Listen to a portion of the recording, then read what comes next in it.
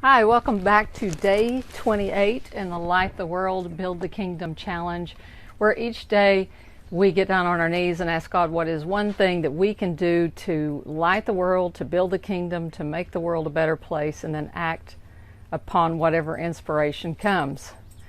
Today, my thought for you comes from Ecclesiastes 11. It talks about cast your bread upon the waters, and after many days, you'll find it after many days. And it also goes into like people who regard the wind or the rain, they won't sow. They don't, in other words, they're afraid their seed's going to blow away, or the rain, it's going to come down on them and they don't want to get out in the rain and do it or whatever. So the idea is that if you don't sow, you can't reap, okay, for one thing. If you're too worried about everything that's going on in the world around you, that you're not willing to reach out and bless other people or help other people because you can't see where it's going to come back around to you, or you think your efforts are just going to go to waste, you're not going to reap anything when you need it. This particular passage today kind of made me think of a good friend of mine.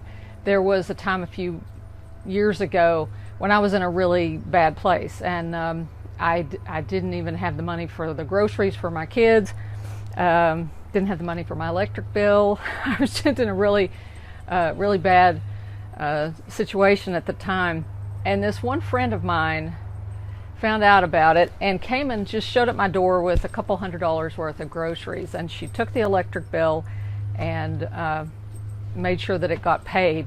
And I was just so humbled by that situation, of what she did for me on that day, because I was bottomed out. I was at the bottom of the barrel, emotionally, spiritually, mentally, and everything. And her doing that, it was like an angel swooped in and did this, and it meant the world to me. It totally, I can pinpoint that my life shifted on that day, because then I could actually see God had not forgotten me that day. And it's interesting because this friend has had some business needs, nothing huge, just needed some help with some things that I know how to do. And I'm like, nope, you're not paying me for that. I will do that. And that's a small bit of payback for what she did for me, you know. And so it's been many days, and it's coming back around to her for doing that and being willing to do that. And in a million ways she's been a support to me over the years. So I mean, it's like, well, I'm not going to charge you for this thing. You just take it. This is a little bit of payback. And life has a way of doing that, where you put something out, you help somebody here, and it talks about sow your seed just from morning to night. Just sow the good seeds that serve others, be a blessing to others. And when you need it, it's going to come back around to you.